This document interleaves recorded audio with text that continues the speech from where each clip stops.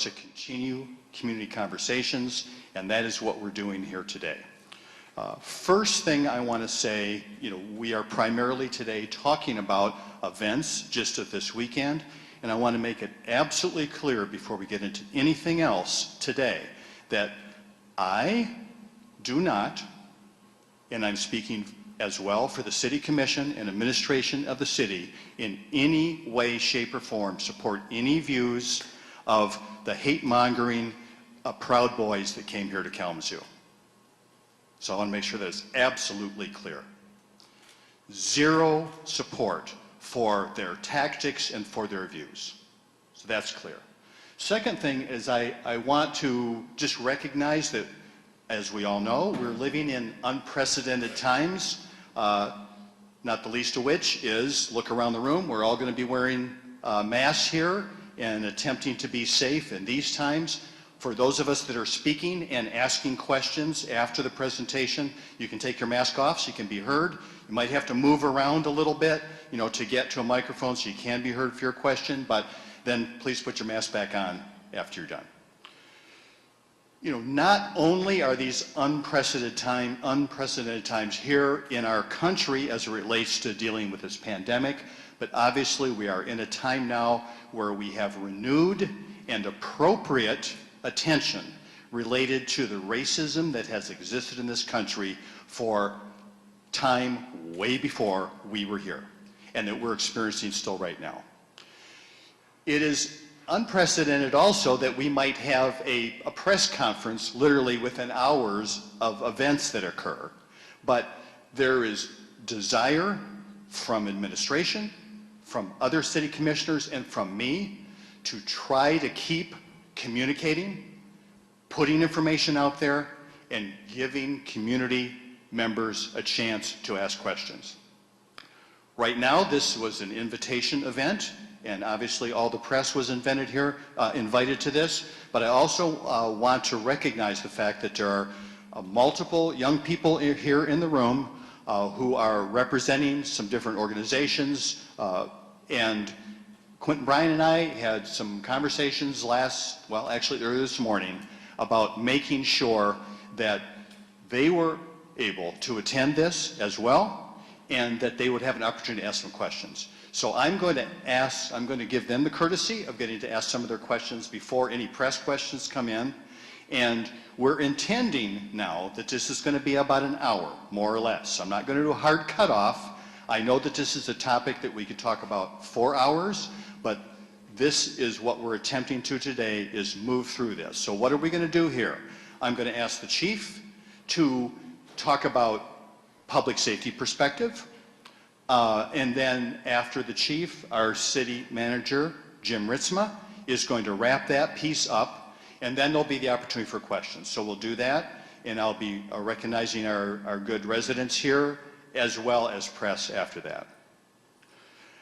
I think if there's anything else I want to say, is that the City of Kalamazoo and Kalamazoo administration, for a fact, support Black Lives Matter. And we are committed to the work that we have to do going forward. And we can only do that work together. The way that things are, the feeling in the country right now is that we are not, we're going to be enemies. And I think in Kalamazoo, what I desire is that even though we will disagree on things, we will still come together and talk about it and work together to make sure that Kalamazoo is a place that everybody experiences as a fair place to live. That's my desire. So this is not going to be solved today. Other things will come out of this. There'll be more discussion going forward, but this is the kickoff of this, just on the eve of the events we experienced. So once again, thank you for coming today, and I'm going to ask our good Chief of Police, Carrie Ann Thomas, Chief of Public Safety, I should say, here in Kalamazoo, to come forward, and she's going to walk through a presentation. So thank you.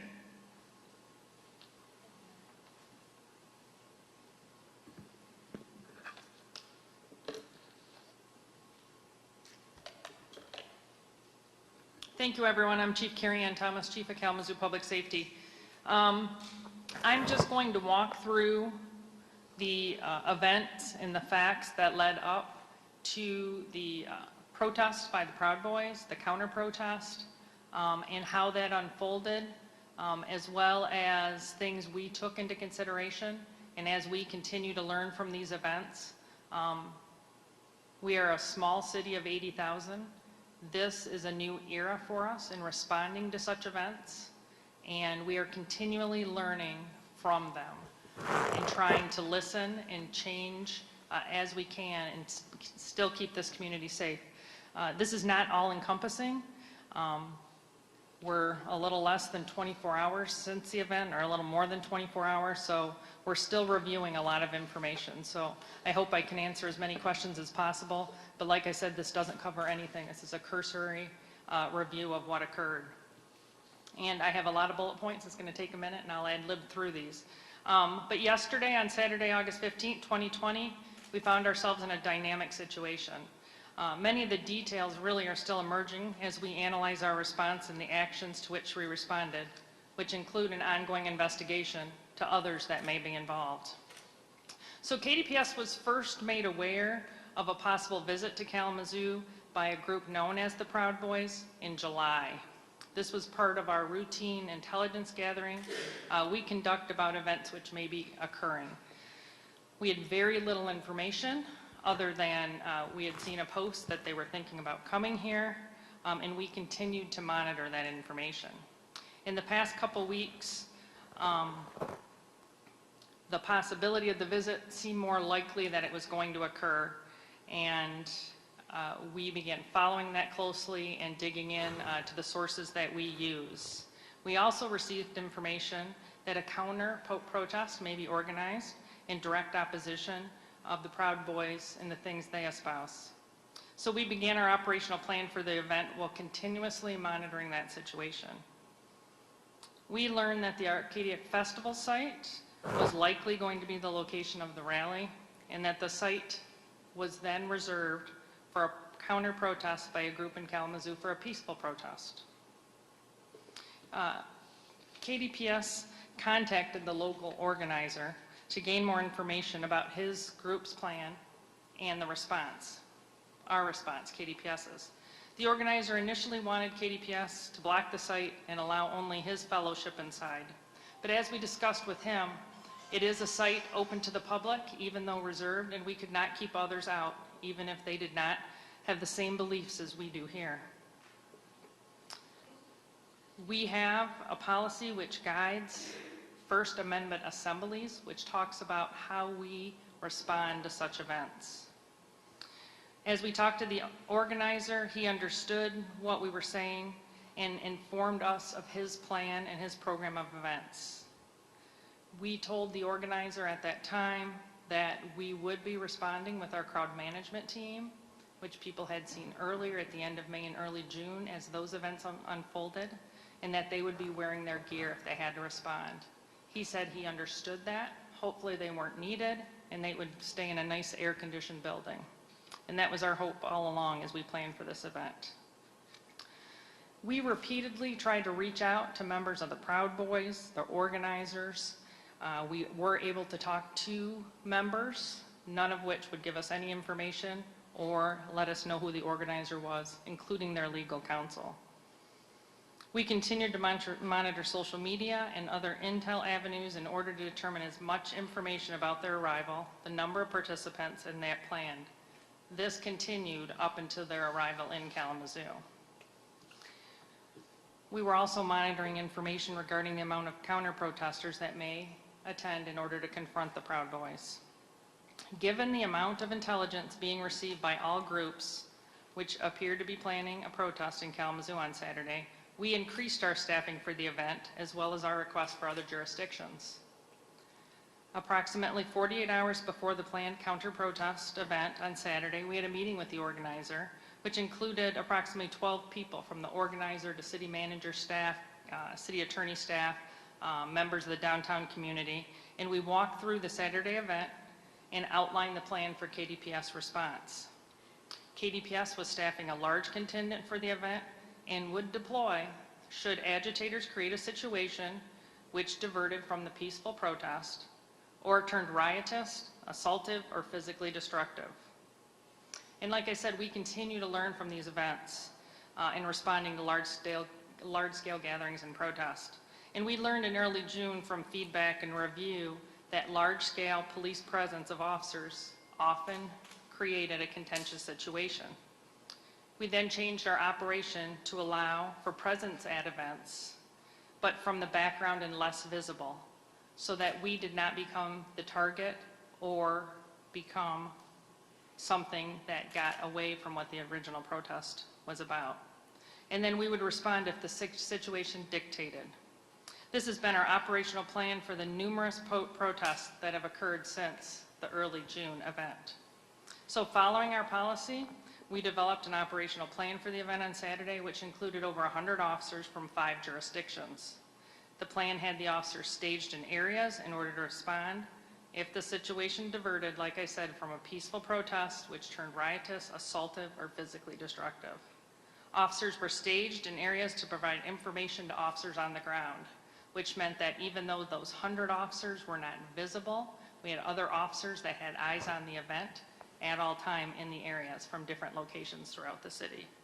This included requests for overwatch, which is sometimes known as a sniper. We monitored the situation overnight Friday to Saturday and were able to determine that the Proud Boys had come to Kalamazoo and were staying at local hotels. Our information was that they were going to begin their protest at 2 p.m. on Saturday, while our information on the counter-protests is that they would begin around 11 or 12. Saturday morning, we held our operational briefing for the event with 111 officers present to respond in various logistical support. At approximately noon, KDPS contacted the organizer of the counter-protest at the Arcadia Festival site. While KDPS was at the site, it was learned that people armed with rifles, wearing ballistic vests, were staged at the festival site also. KDPS had never been made aware of this fact. At approximately 1:30 versus the 2 p.m. that we had, the Proud Boys arrived and formed up at the Radisson ramp. The Proud Boys were carrying flags and many were armed with rifles and handguns. The Proud Boys marched down Water Street and were met by counter-protesters. Some counter-protesters were also armed with bats and sticks and metal signage posts. Both groups were vocal towards each other. On Water Street, there was a confrontation which turned physical among both groups, with assaults occurring. At this point, officers were deployed. Officers deployed immediately into the area, although I know when you viewed the video, it doesn't seem immediate. Upon arrival, officers began responding to this dynamic situation and began making announcements to clear the area and establish a police zone in order to restore order. We did deploy pepper spray throughout the event in an effort to restore order and disperse the groups. We also know that the Proud Boys dispersed pepper spray and are reviewing the video as we continue our investigation. The assaults and confrontations continued as the groups moved to the south, to southbound Edwards, and then to East Michigan. Once on East Michigan, the Proud Boys started to disperse in different directions, which seemed purposeful, from one another, and then met up again at Bronson Park. After a short regroup at Bronson Park, the Proud Boys moved back to the Radisson parking ramp. Once inside the parking ramp, the group gathered and were hanging out the open areas onto the street, being very vocal. Officers responded there and told them they had to leave the property, the private property, upon request of the Radisson. Groups of counter-protesters attempted to enter the parking ramp as well as close off the exits so they could not exit. Officers continued to make announcements for people to leave the area at numerous locations. They were also attempting to get the Proud Boys out of the area by exiting the parking structure. The Proud Boys engaged in verbal assaults as they left and were also met with the same as well as objects thrown at them. The number one priority, as in any situation we respond to, was the restoration of order and to de-escalate the tension of the groups. We wanted the Proud Boys to leave. The officers continued throughout the downtown area, making announcements and trying to restore order from the chaos they created by this event. In total, 9 adult arrests were made for charges including violation of a police zone, resisting and obstructing, impeding traffic, felonious assault, malicious destruction of property.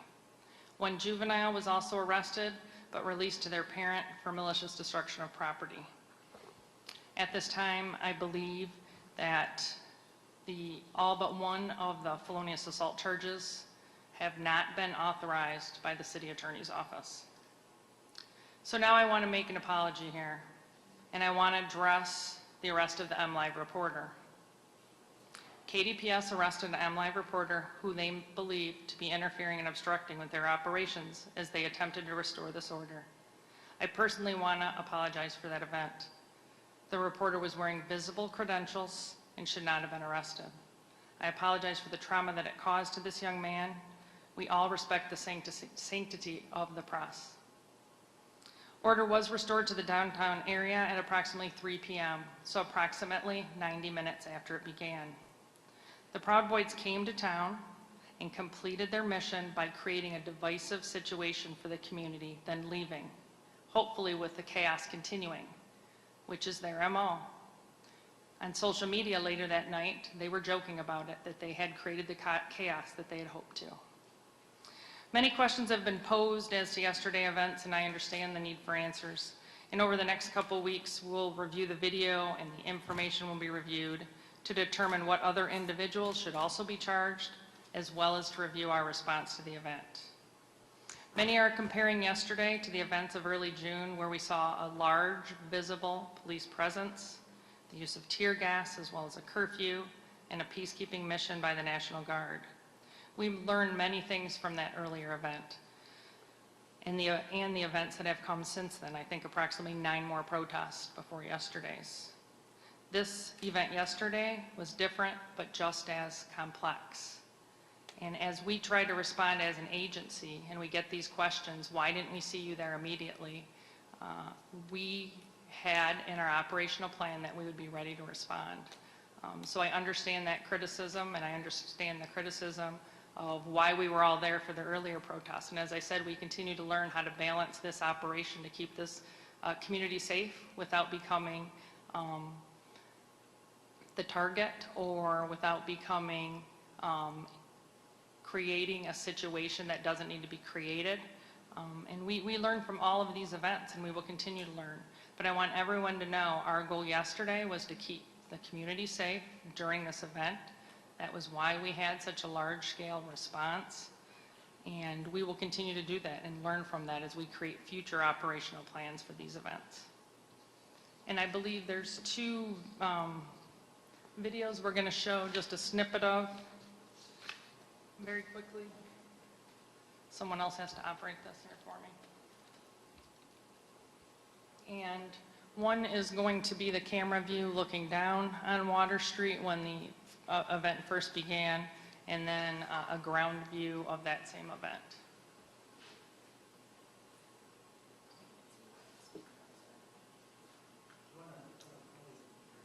What's that? It's not on. Oh, there we go.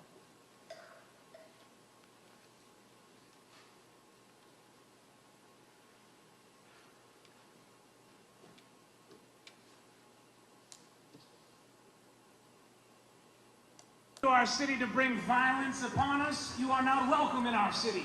That's right. You can.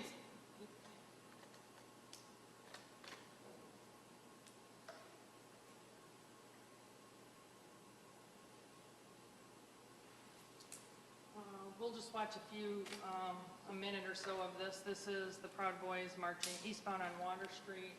Counter protesters are on the sidewalk, and you'll see a confrontation here occur shortly. If you can see back behind the red van that's up in that picture, that is one of our officers in an unmarked car, as well as directly above at this construction site, we had officers on the 7th floor calling out what was occurring and giving the information in order to deploy the officers. You'll see the march and the verbal confrontation back and forth. And this is where the first physical altercation begins.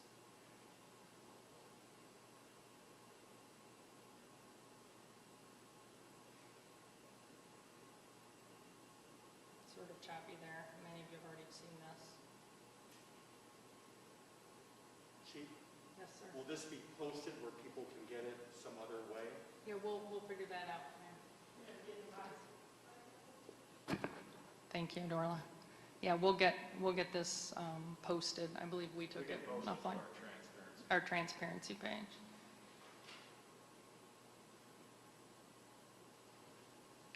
Jeff, if you can go to the other video, it started at about 3:35.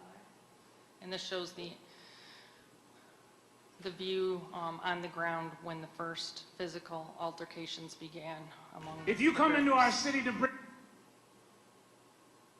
Come back there. Yeah.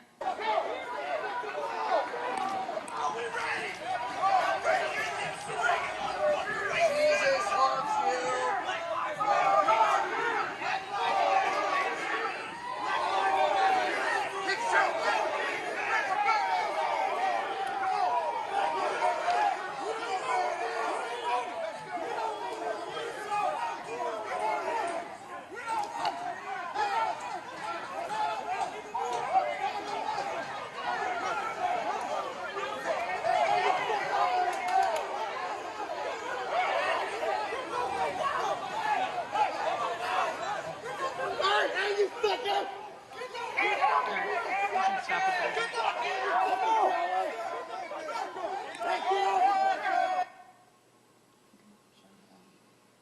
So there are many more videos out there, and if you have videos that could aid us in our investigation and looking at our review of our response, we would appreciate those submitted to Kalamazoo Public Safety as we continue to walk through this. Like I said, this is cursory within the first 24 hours, and we have a lot more information to gather and to review.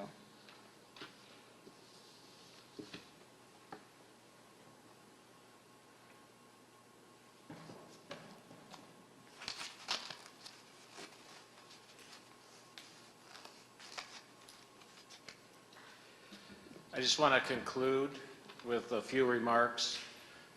This weekend was a terrible weekend for Kalamazoo in many regards.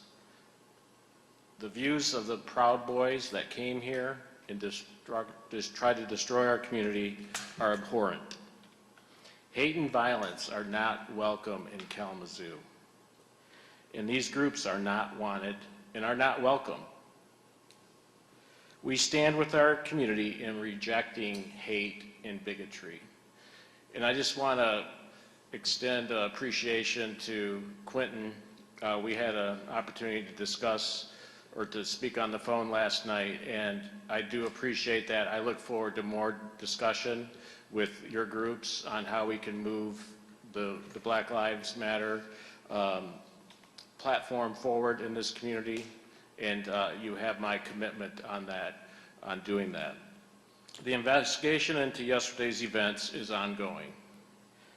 We ask anyone who has been a victim of a crime to come forward so that it can be fully investigated. And anyone with video or documentation, we're asking please share that as well. We will continue to investigate, and as it happens, if we observe people that were causing a criminal activity, then we will continue pursuing those even after the events of yesterday. So with that, I will open it up for questions. Do you want to start with the Quentin and his folks? As it relates to questions, some may be able to be answered today and some may not, but whoever is answering, can let you know whether that is something that can be answered today. I just want to throw one other piece of information out here. This is relatively unprecedented also, but I have asked our city attorney, of the charges that occurred yesterday, 5 of them came to the city and the balance went to the county. The 5 that came to the city were for very specific things, but I've asked the city attorney, and this is unprecedented for me, to determine whether those charges can be dropped or dismissed. And so we will soon have an answer back on that, but I've made that request, and that is not normal for a mayor, to interject themselves into the legal system in that way. But that's what I've requested related to 5 folks that are charged under city ordinances. So that process is moving forward. I want to say about that, though, is that in a situation that was as prone to violence and uncertain where it was going, a tool that a public safety department has and must be able to use in a given situation, whether it's to keep people safe, whether it's to help control the environment, is the tool of arresting a person for a charge. So I don't want to dismiss the seriousness of that. But relative to the entire situation in the country, in our city, and just in this recent event, I have asked that we carefully evaluate those 5 city-based charges. And those are charges that are not related to assaults. Those are charges for lesser activities, which is why they came to the city and didn't go to the county. So that said, I guess I'll just try to MC this a little bit. We'll try to do the best we can on answering some questions. Like I say, everything may not get answered today, but there's a commitment to following up. So I've committed to the guests I've asked here to come here today. It's Quentin Bryant. I don't know everyone else's name. Hi, yes. Who have some questions that they can go first. And I know you've got quite a list of them, I believe. So we're going to have to figure out a way here logistic-wise where you can take a mask off and people can hear you ask your question. Jeff, how should we manage that if we want this recorded? Just people can stand up where they are? Repeat the question. Okay. Oh, I'm sorry. All right. We'll stand up. So we actually have a... I'm going to ask you, just Curdy, would you mind stating your name first? Yes, yep, absolutely. I'm TC Custard, Tamara Custard. Everybody knows me as TC, representing Village in the Valley, youth nonprofit up and running for the last 4 years in the city of Kalamazoo. Do you want to go through introductions first? Sure. Quentin Bryant, Kalamazoo resident, representing Uplift Kalamazoo. Eric Burton, Kalamazoo resident, representing Uplift and Solidarity Kalamazoo. My name is Keisha Brown. I am a Kalamazoo resident here, representing the residents of Kalamazoo. My name is Samara Woolfolk. I'm a Kalamazoo resident representing Kalamazoo residents. My name is Mara Mina, and I'm a Kalamazoo resident, and I'm representing Kalamazoo. My name is Jakayla Lipsy. I'm a Kalamazoo resident, and I'm representing Kalamazoo residents. J.D. Kelly, representing Kalamazoo residents, and I am a Kalamazoo resident. So what we've done is we have a series of questions that we typed up ourselves, as well as those that were submitted from residents from all over, as well as other political figures. And we're going to let Samara be the spokesperson for that. Thank you, Tamara, and thank you. So we will try to do this together here. So if you want me to repeat it, or if you're going to do all of this, I mean, we'll just see how this works, okay? What is best should be done.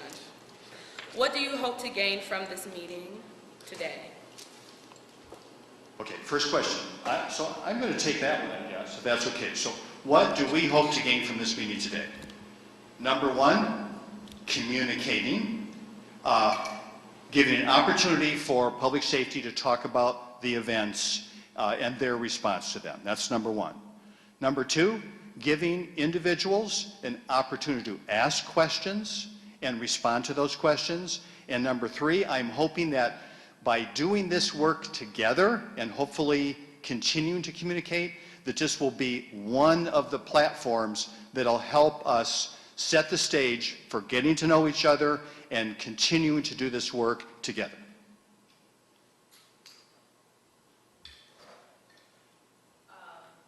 We have demands in this list of questions.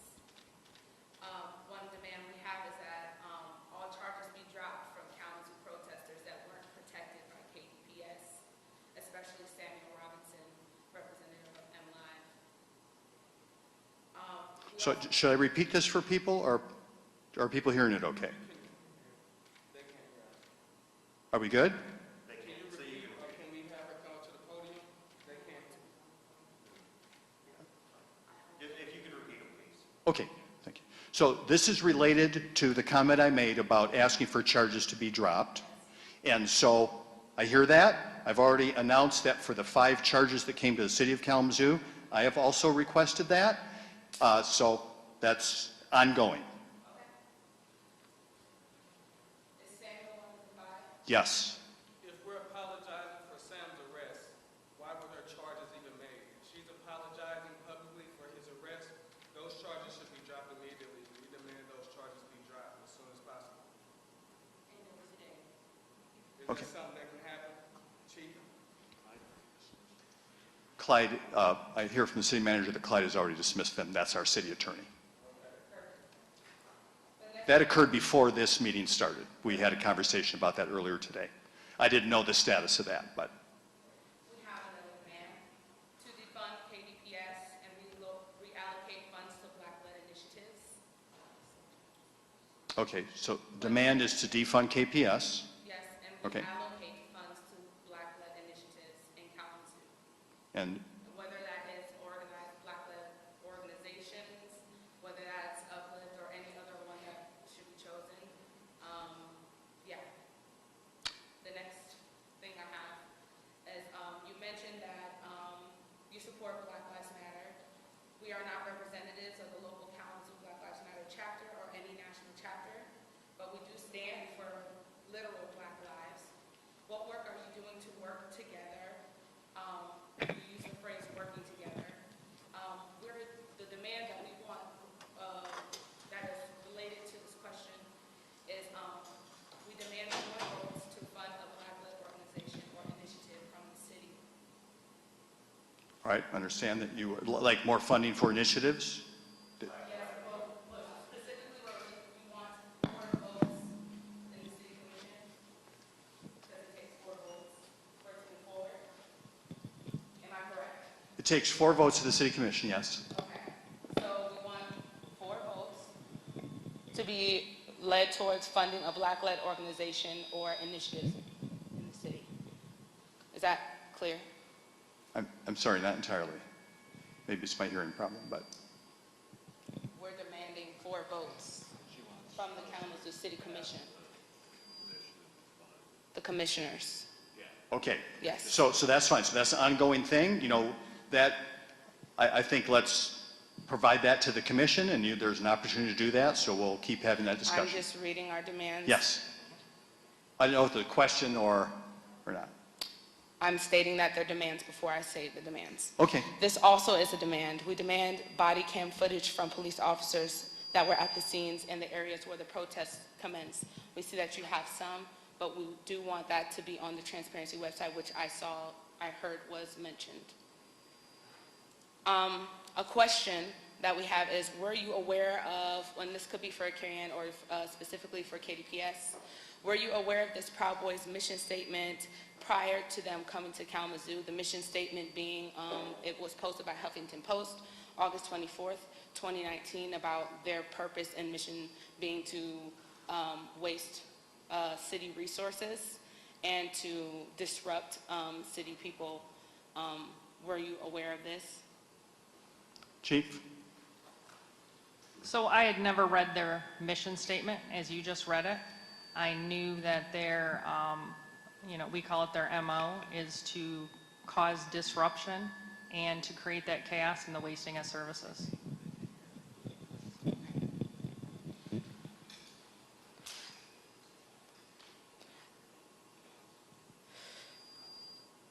So I just want to iterate, we didn't call on the National Guard knowing this group was a hate group because of prior.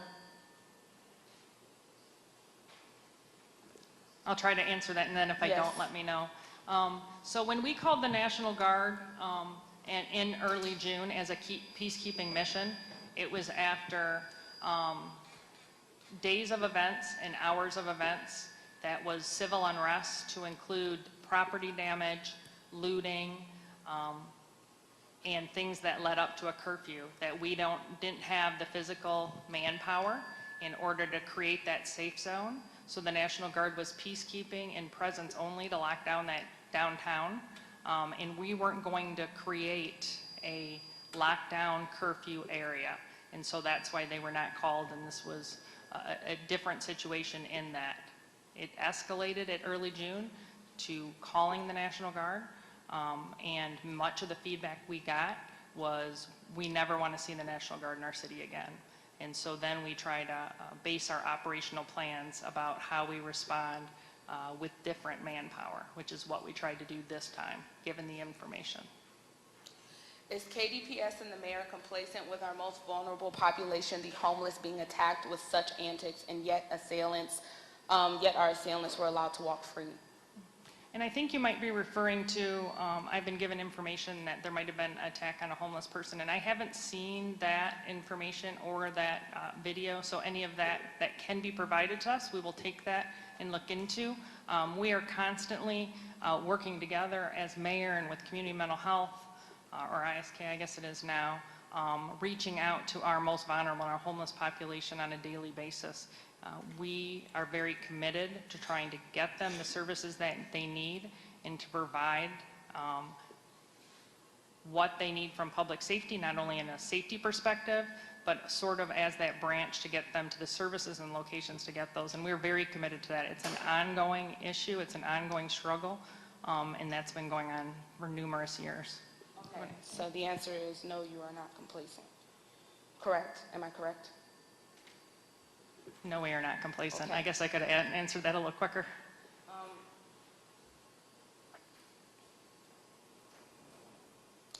Why did it feel like our citizens were being harassed and not the Proud Boys by our officers?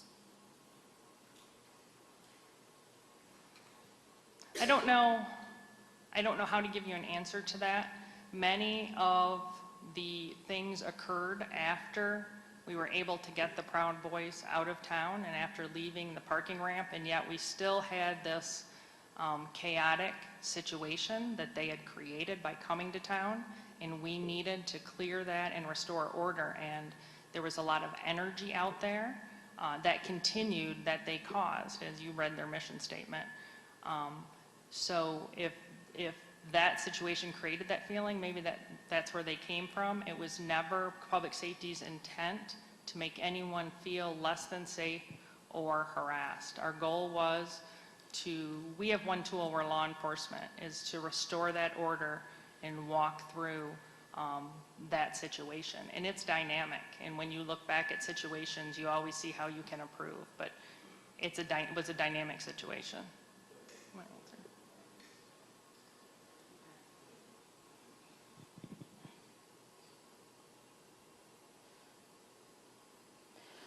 You said that you were aware of the cars being in the license plates, cars being in the ramp, the Radisson ramp, and them driving out. They didn't have any license plates. Why were they allowed to leave without being apprehended? Did we get any license plates? Did we get any identities? So I have also heard that none of them had license plates. I don't know if that is true or not. Someone's raising their hand.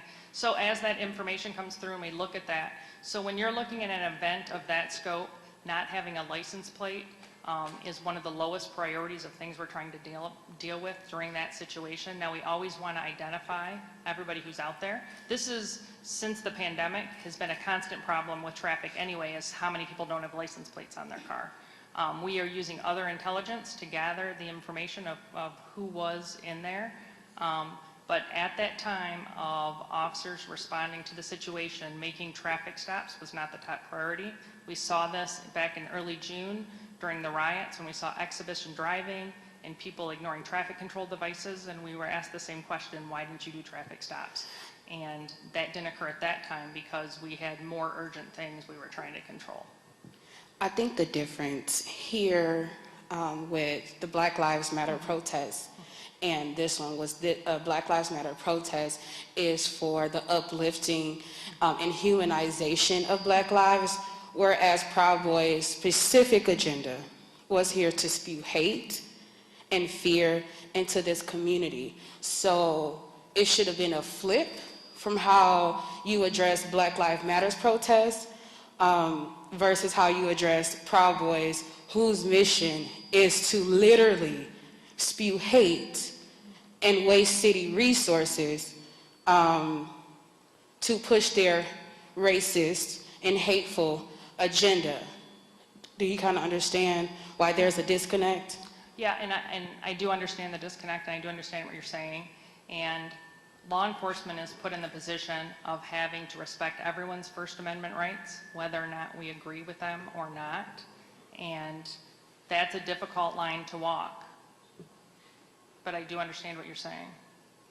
So in lieu of that, to add on to that, why were the Proud Boys allowed to carry these assault rifles with knowing that their MO and the recent gun violence that we have in the city?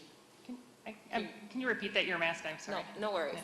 So in lieu of that last question, and differentiating Black Lives Matter protests and the Proud Boys, and knowing their overall MO, and knowing that they had already created havoc, in which the license plates were in that footage from Sam's in live feed. However, why were they allowed to carry these assault rifles already knowing that their MO was out there? So the Constitution allows them to carry those assault rifles in an open carry situation. We had counter protesters who also were on the Acadia Festival site that had assault rifles also. So per the Constitution, they're allowed to carry their assault rifles. We don't like anyone carrying assault rifles, irregardless. So even with that being said, and knowing that these assault rifles were on both ends of the spectrum, in which I don't negate that some residents did get things out of hand, when tensions are running high, the emotions tend to overlap with logic.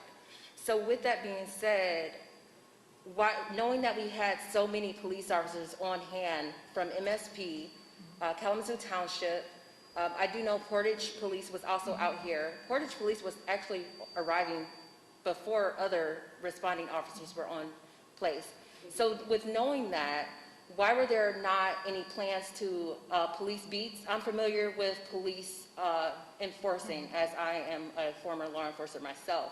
And knowing that we had bike cops, walking cops, there were no beats, like as if police officers should have been assigned to specific corners and or placements to help alleviate some of the corners where these acts were being taken place. Like, why was there no plan with that, knowing that these assault rifles were on both spectrums, if that makes sense? It does make sense, and when we walk through an operational plan of how we want to approach this event, and I think I explained that what we've seen in other cities and here is when the officer's standing there, they then become a target, and it sort of sidetracks from the message. And our goal was to be in the background and be available, and that was our operational plan. Now, as we move forward and we analyze this event, just like we did with the events of June 1st, that may pivot. Okay, so earlier you mentioned that during the Black Lives Matter protest that you guys had the National Guard to protect downtown Kalamazoo. How come it wasn't the whole city of Kalamazoo? Knowing that, I believe that same night that we had a fire at abandoned houses. So yeah, that's my question to you. Thank you for that question. So our goal that night was to protect the whole city. That's why a curfew was in place. The reason that we had that police zone with the peacekeeping mission from the National Guard is that had been a high target area the night before, as well as the intel we were receiving that people, the courthouse was a target, the downtown businesses were a target. Anytime those things are known, that's why that was picked. But the curfew was to keep the entire community safe. And we did have fires that night, and it was a very unfortunate.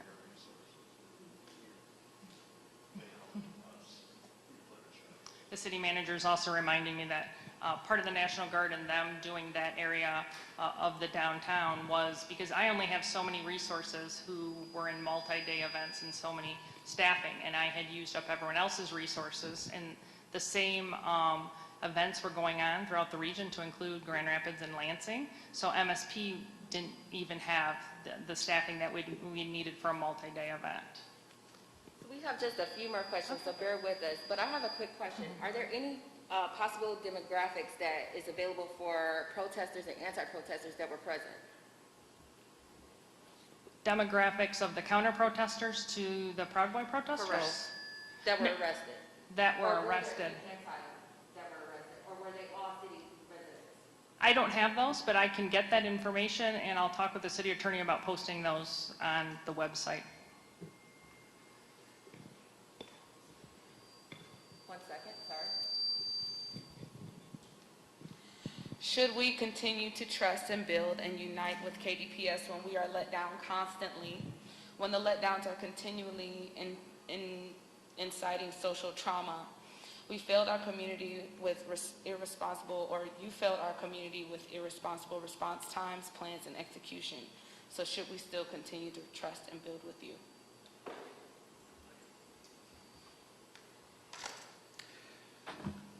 Yes, I think we need to be in this together. As the chief mentioned, we're continually learning as we move forward.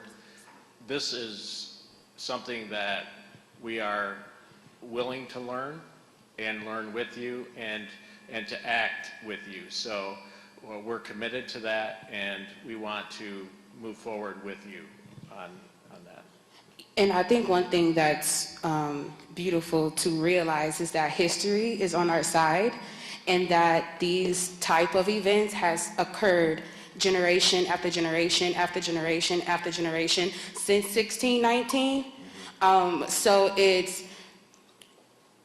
it's very important to include the ones that are being wronged with your lack of responses, because we can tell you better than you can what you need to do. So when we say, should we trust you, trust also means communication and coming into the community and building with that. Sure. And not coming as a parent or authority, but coming as a resident of Kalamazoo. Okay? Sure. And to back that, as organizations that are active in our city, how can we best support you guys in these initiatives, as well as residents, to bridging that gap? Because as of right now, the trust factor and the camaraderie that we have in our city is very low. Right. We do have poor rapport amongst each others, and I think, how do we go about bridging that gap and alleviating the trauma? Because that's the key thing here, is the trauma is continually increasing amongst not only our youth, but now it's spawning off on our leaders and our organizations that are actually trying to keep the peace. It isn't us versus them factor when Right.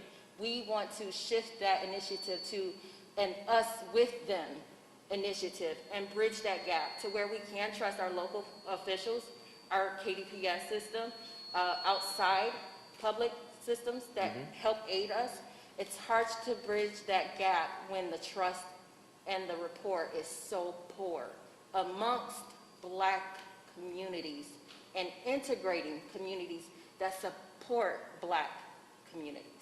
I hope that makes sense. Yeah, and you need to help us too, teach us. You know, we're, like I said, we're willing partners in this with the groups that you mentioned, and it's coming together side by side, and I'm all about relationships. So My question is, because we don't know our level of capacity as far as how do we teach you? Where do we go? How do we Okay. build that bond? So maybe Yeah. an open forum. And what's the compensation, because that's consultation, you know, we're going to work. Yep. And so maybe an open forum to where the residents of Kalamazoo get to know their city leaders Yeah. by name and face, Yep. and not the familiar faces that are always out there advocating with us and for us. Yep. So if you teach us just as much as we teach you, that's helping bridge that gap. But we need to know the resources and the outlets of where we can go to. And if there's always constant phone calls and being rerouted to someone else because we're busy, you're busy, we need some solid communication amongst residents, city leaders, city officials, organizations, KPS, and it's time, because we can't bridge that gap and Right. build that rapport and gain trust and keep our community safe and the residents that pay taxes here. It's unfortunate that we're here having this conversation. Yeah, it is. And we are committed. I have in the back there our Diversity, Equity, Inclusion Officer, Dorla Bonner, who began in her new role in February. We are working on just what you're talking about, a way to have forums for listening, to understand, so we can develop a plan together how to move this community forward for African Americans and others. So is it possible that maybe we get some updates as far as where this meeting is going Yep. forward? Some contact information for our local organizations? Sure. To be in contact and get those resources? Absolutely. Maybe some type of Zoom meeting amongst those who really want that positive change to bridge Yeah. that gap? So that way we know what we're doing. That's great. So can you provide that? Yeah, we'll provide. I don't know where I'm going. Okay, yeah, we'll share contact information after. Yeah, for sure. But I mean on a more public level, not just my organization. You know, there's Yeah, so we have the transparency page, and that's what we're pushing information out on. Can you explain that transparency page? Yeah, 'Cause so- I've never heard of it until Okay, today. sorry. So after the June 1st and 2nd events, there were a lot of questions and concerns after those events. And what we did, and there were a lot of questions or demand for information, policies and so forth. So we created a page on our website, and we can get you the address. There's a link on our website to the page, and it contains in different categories, policies, all of the information that were requested is out there. And so our intent is to continue to update that as we move forward. Yeah, so, yeah, as soon as we are able to post those, we will. From the June? Yeah, that's, I think the city attorney is got to weigh in on that. You know, there's a lot of.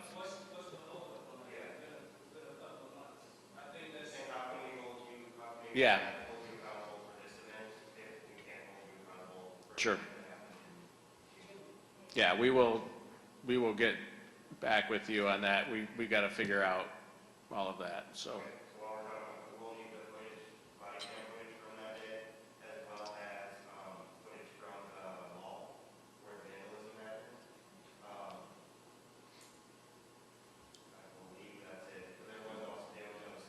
Okay.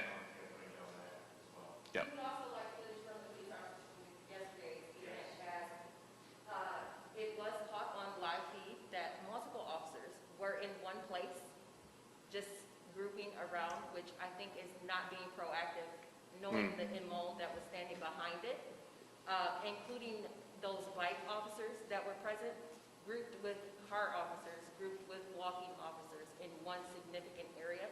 I think that it would be important for the city to also see that footage as well, to kind of wrap our minds around, to alleviate rumors, B, accountability, and see how do we move forward. Because see, we can talk all day, but if we're not Right. talking for solutions, anybody can be here. Sure. Actionable solutions. Mayor Anderson, Yes. go for it. All right. So I was just going to step in for a second. It's been about an hour. Are we set for now? I think we're good on this group, and we will go on. Okay, so I know you guys know about this. You were on the phone with Quentin last night. So a group of maybe like 30, 40, 50 of us came down to KDPS on Crosstown yesterday. Yes, the headquarters. And we asked nicely. We didn't come at you guys. Rude, name callings, none of that. We asked you guys nicely to speak to you guys, to ask you guys questions. We were getting redirected, and we sat out there for 5 hours. We stood out there for 5 hours. Every time we approached a police, they literally left, like they were running away from us. Yes, including sergeants. We even had people blowing up Coakley's phone to have somebody come down and talk to us, and there was just no response from police at all. I know one of your officers asked me, he was like, "Do you have a boss?" would you be able to call your boss and tell your boss somebody needs to talk to him? And I responded, yes, because that's their job. So I'm kind of more confused on why were the actions being taken last night to where not one person could come to us and talk to us. Because we wanted to talk to you guys peacefully, and you guys kept running, basically. So what does accountability look like from last night? How can we move forward as a community? So I believe that's something that can be addressed right now at this moment, instead of waiting 3 weeks to come up with a response. So what does accountability look like for KDPS not responding to the citizens of Kalamazoo wanting to have a conversation about the lack of urgency to protect those who were in return protecting the image of Kalamazoo with saying that hate isn't welcome here, but KDPS and other law enforcement people had a different message to us in our eyes, as that's what it looked like, that KDPS wasn't protecting the city of Kalamazoo as the residents were protecting the city of Kalamazoo. So there's a disconnect. And second that, why was the response time so late in addressing, knowing that citizens were out protesting, wanting just some type of response from some political figure? Why did it take 5 hours to get some response? I guess that's the question. Okay, so, I was not personally, first of all, there's 650 people that work in the city of Kalamazoo, right?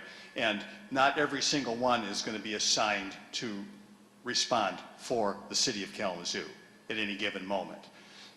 In terms of kind of quicker response, I guess your options are in any given moment. You can ask me.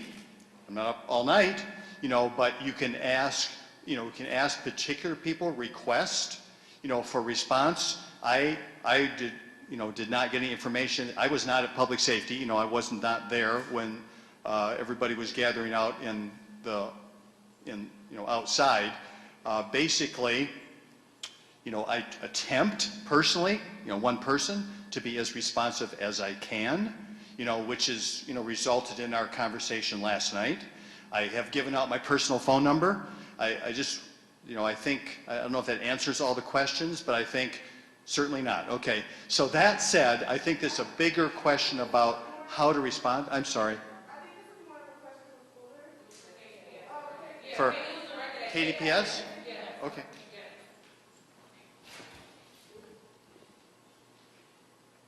Are you okay?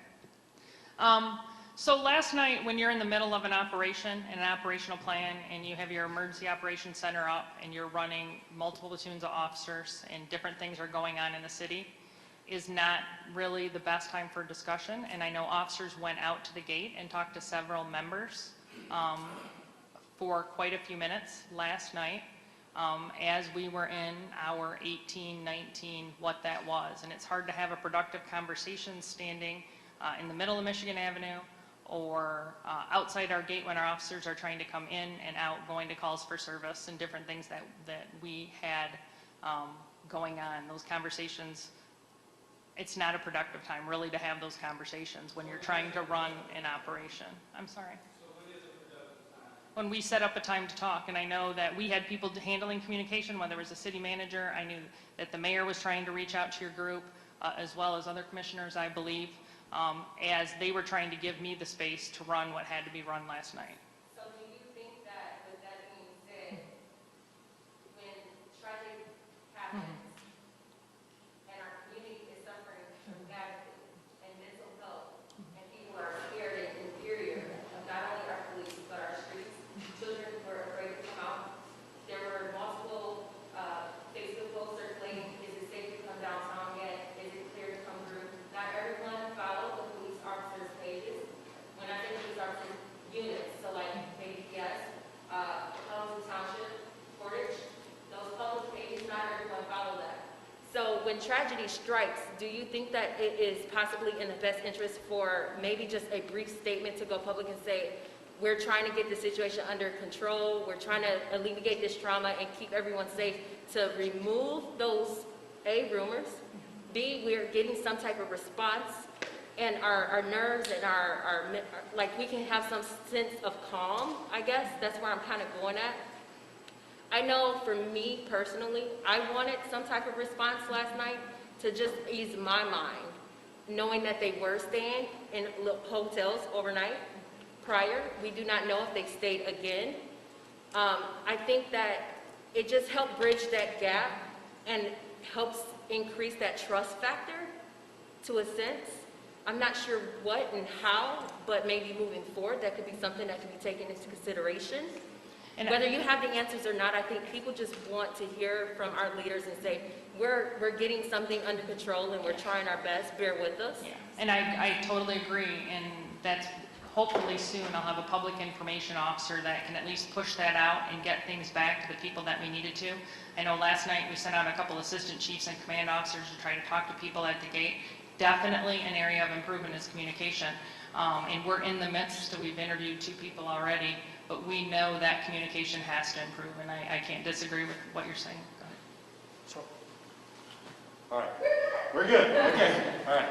So I want to take a few moments now. Is there something that, I don't want to give, we're already well over an hour here. I want to thank everyone who's come and spent their time doing this. Is there some exact, is everybody got what they need? Is there a whole list of like, everyone wants their own time to ask their own questions here, just on the press side of things? I'm sorry. Can I say one more thing? I'm so sorry. Can everybody, when we put this message out there, the city meeting is tomorrow night at 7 p.m. If we can get our residents to call in between 6:30 p.m. and during that call time moment, I don't know the number by heart. I know it's 269-277. Can somebody help me? Do anybody know it? Anyways, it's posted on Facebook. It's all over. Go to the city of Kalamazoo. The city meeting is tomorrow with the city commissioners, Mayor Anderson, I believe Jim Ritzma is in on that. I attend those meetings on Zoom myself, Facebook Live and comment. However, public comments are very needed in this situation, as we cannot just be the voices for the entire city.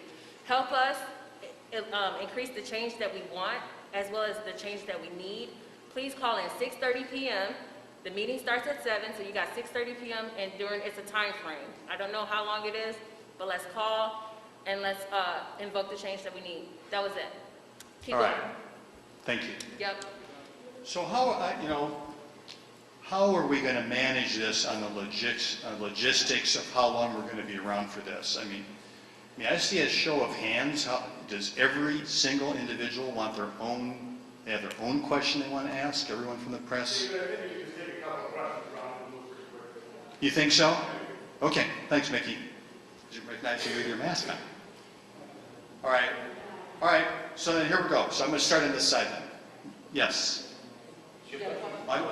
I saw you were waving your hand up. No, I do have a question, basically. I do wonder, how is it that a group like the Proud Boys are able to get a permit? Other cities have banned them, and I know free speech is typically the go-to answer, and even amongst journalists, that is a go-to answer. Freedom of speech, we want to get both sides, but I even have to ask myself on a personal basis, am I giving hate a platform? And so when I see universities banning, like, I think it's the Boogaloo Boys and the Proud Boys and the city of Portland, they are not even allowed to speak, hold anything. So I was just wondering, like, even as I was watching it all, like, how were they able to get a permit? They did not get a permit. They didn't need to apply for a permit. There was no permit request process that occurred from them at all. In terms of a further discussion of First Amendment, I will leave that to our city attorney, Clyde Robinson. I'm sure it could go on in great depth about that. Yes. I got just a couple points of clarification just from your a few of your statements, and then I have a couple of actual questions for the story. So, clarification on the request for footage from the May and June. Is that also going to include footage, not the footage obtained from private businesses that have cameras, like on the mall? Can that be expanded beyond just the city's own footage that you're going to potentially be releasing? I don't have that answer. I don't have that answer. I'd have to talk to the city attorney what that investigation looks like. Lump that into the request. I'm just adding that into it. We'll have a general discussion over every video thing we own on all these events. How's that sound? The arrest yesterday, were any members of the Proud Boys group that organization arrested? Not that I'm aware of. And you said you had a phone call the organizers of, Proud Boys? Is it no, we attempted to reach out to the ones, and they told us no comment and call my attorney. Okay, So- so they didn't give you the name of the attorney though? Just like- I don't know that. I wasn't the one person that made the contact. Someone had that Well, any assignment, so I of don't know. your communications with. There was no transcripts of that. Okay. And then, so my question, so you're focusing on your lessons learned approach from May and June policing tactics to, from yesterday.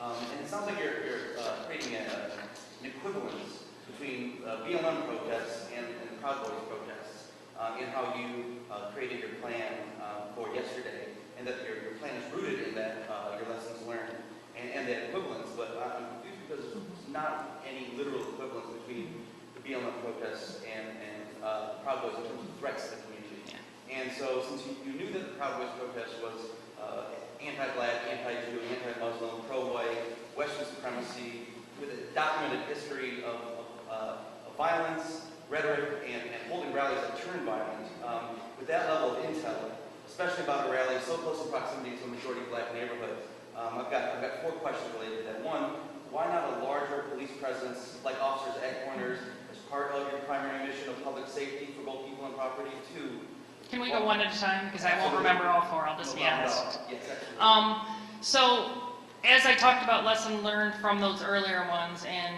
the 9 or so protests since then, we learned that when we were visible, that we became the target. We had our cars surrounded, police cars were pounded, or people physically going after some of those officers, and we wanted to be available, but not become the show. And so it wasn't just for yesterday's, it was for all the protests we've had in between. And was yesterday's different? Yes, but we respond to the actions that occurred, not to the ideology. None of us are saying that we're supporting either side by any means. But when we put an operational plan together based on the intelligence we have, and we have a large presence, and then the message we get back is, we said it's a peaceful protest, why are there officers on every corner? We don't need them. Sure. So then it looks at, okay, how can we still maintain that operational safety by putting them a block out or having that response? So our response yesterday, I would say, I think I can say very comfortably, was threefold, if not more, than the other 9 that have occurred since June. So that was our preparation in our staging areas where we had them staged. The Proud Boys got here earlier than anticipated. It was a factor. So it's the safety of your officers and a de-escalation. Yeah. And so you also look at, so there's a couple strategies we can take, right? The one we took, 100 in between, we watch things all over the country. None of them ever are 100% perfect. And you use one and it works this time, and the next time it doesn't work absolutely at all. And you talk, if you look at one where we talked through having 15 officers in a line standing between counter protesters who were armed and the Proud Boys who were armed, and when they get into that conflict, then there's that visual of, well, who are you protecting? Who throws the first punch? And we're protecting people against assaults, not ideologies. And so there's no clear, direct answers or solutions. And we're trying to figure it out. And I think we're just trying to be very honest about that. But I had 111 officers here yesterday because of the things you just described. Sure. My final question then is, it seems like the main action to calm everything down was to create the orders. I don't know technically the orders for everybody. Police zones. Creating the police zones and for everybody to disperse. But it seemed like that took a long time after the violence began for that to take place. Because after the violence began, the Proud Boys were able to disperse, march down East Michigan Avenue, hold their thing at Bronson Park, interaction on Bronson Park, walking down the Rose Street, interaction in the parking structure and after the parking structure. Why not immediately when there was violence on there was Edwards and Water Street? Why not create a police zone then and either start arresting people? We need to get the officers there to create the police zones. As soon as that first punch was thrown and we had officers witness that, we called for that deployment. And it does seem like a long time. I'm standing in the operations center. Everything seems like a long time to me. Sure. In that it's never quick enough, or it always takes too long. And had it been 2 o'clock and not 1:30, perhaps they would have been a little closer in. We were still putting people into place. But we just have to walk back through that timeline and what occurred. We have a policy, we had a plan, and we followed that plan. We told everyone what the plan was, from the counter-protest organizers to the city commissioners and city staff. Here's what we're going to do. Here's what we did the last 9 protests and why we're doing it. So we were very clear about what our plan was going to be. And the thing that stood out the most was the amount of staffing that we had increased in order to handle this kind of clash. But it went on for about a half hour after that. I don't understand why we couldn't scramble police cars, block them in the alley, and contain it. The alley, that street, it was a very small. Yeah, I mean, it didn't take us 30 minutes to get there. We had officers minutes away. So 30 minutes between the clash that started and when you declared the police zone. I would have to look at that timeline. I don't have that answer. It doesn't. I mean, the whole thing was over in 90 minutes, so I just have to have that timeline. So I can't really answer that for you. And we also, city attorney will tell you how many minutes we have to go on declaring a police zone so that everyone knows they can't be in the area. So there's a lot of factors in there, but I understand your concern. I'm going to jump in here and be kind of a jerk, actually. So I appreciate, your questions are lengthy statements which end up in a question. And so that's going to burn up a lot of time if everybody does that. I appreciate you've got long questions. So I asked city administration, to come in here to do this as soon as we could. Happened yesterday, we're doing this today. So what I am hoping is that, I gave a time frame initially, that we fair share this with each other and don't just get our time to go on. So sounds like I'm being a jerk. I'm trying not to. I'm just trying to move this thing along, ask some very specific questions that you feel that you need right now. Let's keep that, to a minimum if we can. Are there some very specific, as yet, unanswered questions that you feel is very important, to ask at this moment to help? So I'm seeing 1, 2, 3, is that right? 4, 5. 5 folks want to ask questions. So we'll keep working our way around.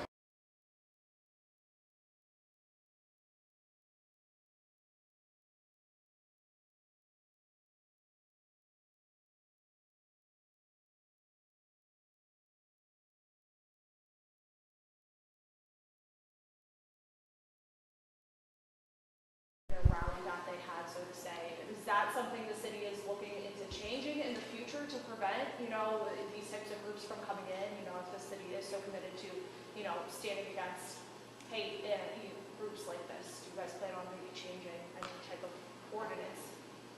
So we don't have a permitting process to just come to town. All right?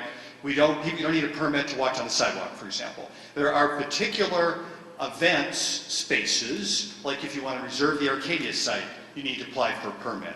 If you want to reserve Bronson Park, you need to apply for a permit. That's using park spaces. You can use Bronson Park without asking for a permit. But a fuller discussion of First Amendment rights and what we can or cannot do there in terms of, what people can say and who can come to town, I will defer that to our city attorney, and I think you could have a great conversation with him about that. So that's what I have. Yes? Similar question going on with that. It seems like there is a lot of deferment going on. Is there currently a protocol put in place, and this goes off of your question? I'm sorry. Is there currently a protocol put in place for when groups like this come into town? I know law enforcement said that they were doing some investigating. Is there currently a set up protocol for how the city will react to that? So I'm not necessarily privy to all the details about that. We have an emergency operations center over at Public Safety. Are there protocols related to that?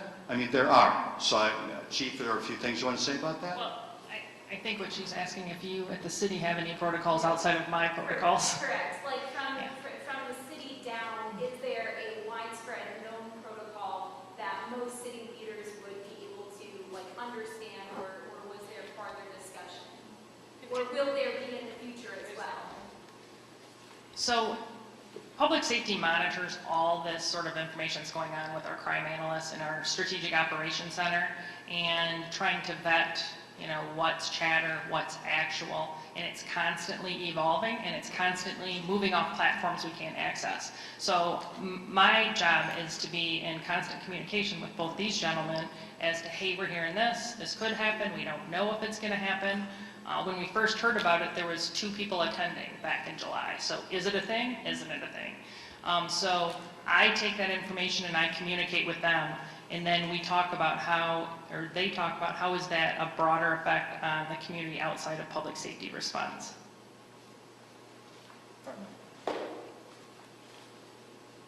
Yes, sir.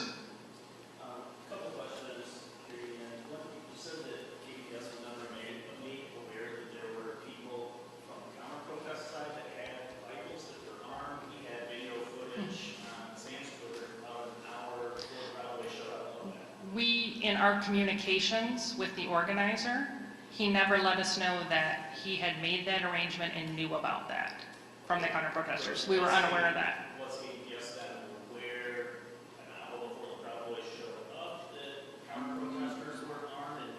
I would say, I don't know the timeline, I would say 60 minutes maybe, that at Arcadia Festival site, additionally, we had people there wearing ballistic vests and long guns.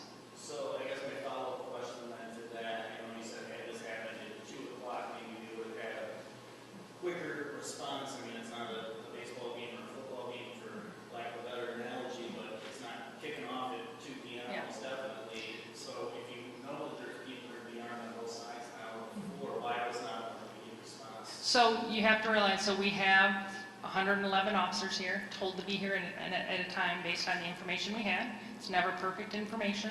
We were shuttling officers to different locations, to their staging sites that were very close by, and with anticipation of that at 2 p.m. Now, there's always game day changes. We were prepared for this event.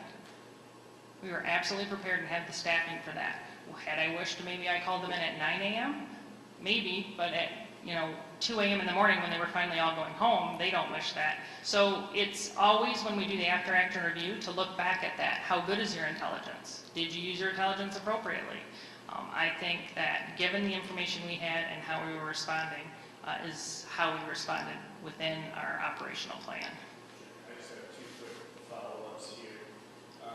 One, is it fair to compare these events to the events of May, June, when we are looking at a protest situation that involved one group in one type of situation where maybe, there's a lot of people who are upset that tear gassing was occurred at 7 o'clock, people call curfew, where here we have opposing groups and we know there's going to be conflict of some sort based on what that is looking at. So I don't know if I can answer a question that says fair in there. I think I can respond. They were 2 different situations, and we tried to learn from this first situation. Were we prepared to use tear gas if we had to? We were. And we had made city staff and the organizers aware of that, the organizers we had met with. I didn't escalate to that point. My final question then is just, I know that you were trying to usher the Cowboys out of town, but a lot of critics do say, hey, there wasn't really a strong showing of the police up until the point in which the Cowboys were leaving the parking garage, and it was almost like a, here you go, which everybody could see on camera. Why were people not being cited? I mean, they were practically trapped in the parking garage, and there were a lot of officers. If you keep the video serving peace tickets, if there were no license plates. Yeah, I understand where you're coming from in that criticism. That's just not really realistic in this dynamic situation to do traffic enforcement at that time. It is just not. And although all the focus may have been with a lot of the video taking place at the parking ramp, there were officers also in different locations handling different things. Sure. I guess my question then, and I can understand maybe where you say not realistic, but if you have that many officers and only certain exit points of the parking garage, and the parking garage is blocked, were you, I guess, scared for your officers then that there would be some form of conflict between the Cowboys and your officers? I was not scared yesterday. Okay, So let's just say that we. Trapped in the parking structure. I don't understand if the police are lined outside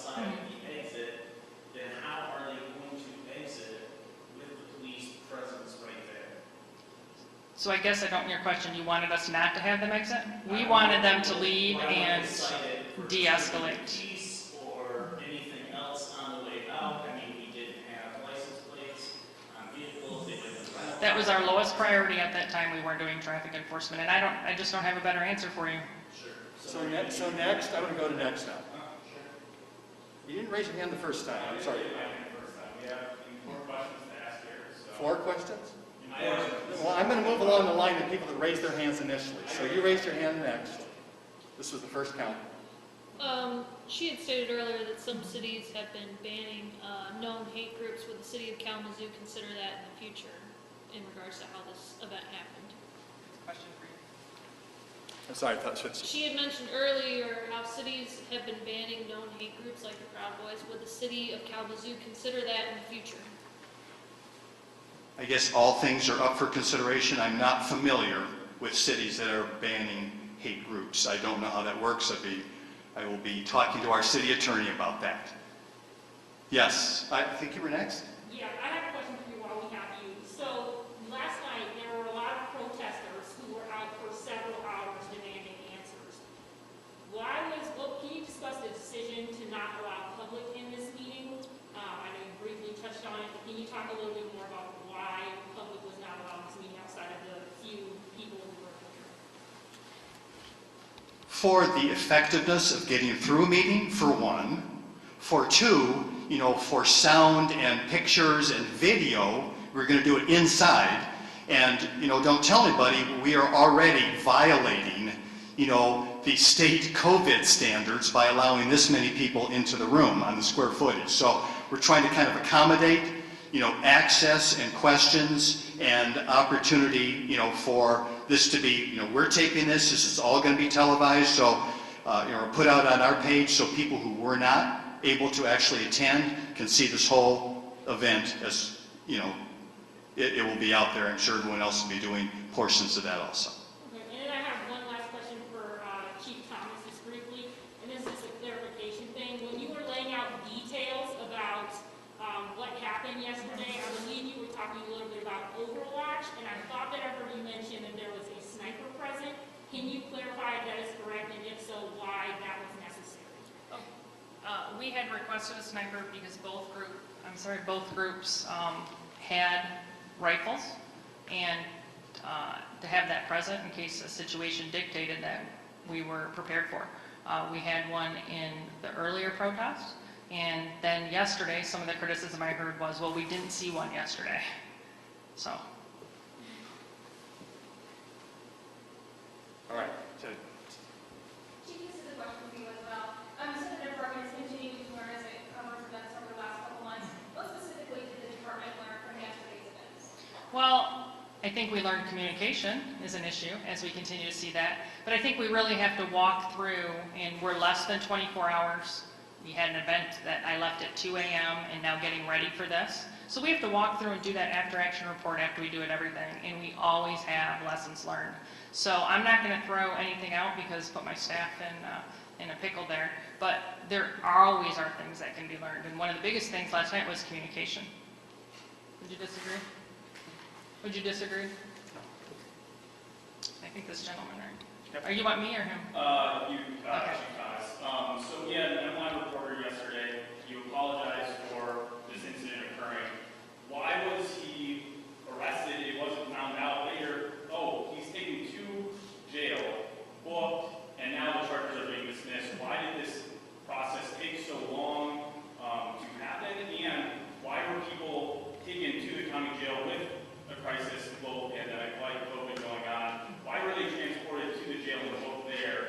I feel like we've seen a lot of violations being written for people to appear in court and notices of that standard happening during this, but then you're taking, I think, 9 protesters, you said, to jail, and they were booked there. We have COVID going on, we have these concerns. So 2 questions there. So as part of our operational plan, and when you're in a situation, everyone has designated tasks, and we had a task of a team that if arrests needed to be made, they'd make those and then get them to the transport van, and then the transport van would take them to the county jail. To do that onesies and twosies as they occur is very complex. We take all of our arrestees outside of the situation straight to the county jail.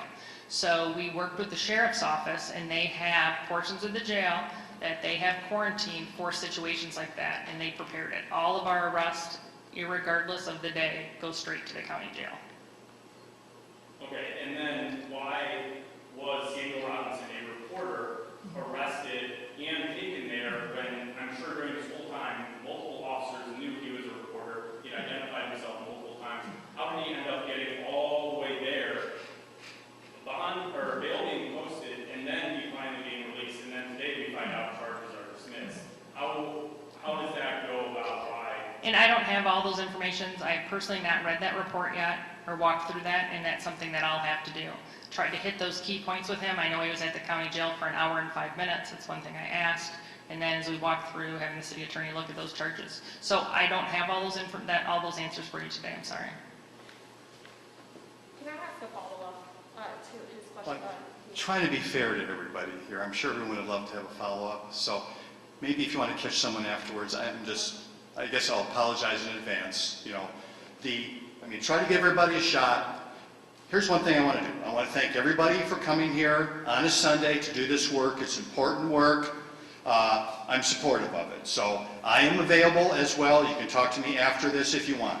I also want to very much thank all the city staff who were up till late last night and are trying their best to be responsive, came here. And this includes our good Chief of Public Safety, Carrie-Ann Thomas. Thank you for coming, Carrie-Ann. City Manager Jim Ritzma, thank you so much. There's Deputy City Manager Jeff Chamberlain here in the back, our City Attorney Clyde Robinson, and then there's several individuals that work on Chief Thomas's team here in Public Safety. So thank you all for doing this. Do you want to make any concluding remarks, Manager Ritzma? Okay, so at this point, I forgot our communications person here. Mass and sit in front. No coming. Yes. Oh, there we go. And behind you, Dora LeBonner, Director of Diversity, Equity, Inclusion. So thank you for being here as well. Also with us late last night. So thank you so much. I'll hang around for a minute, but appreciate you coming. That's the end of it.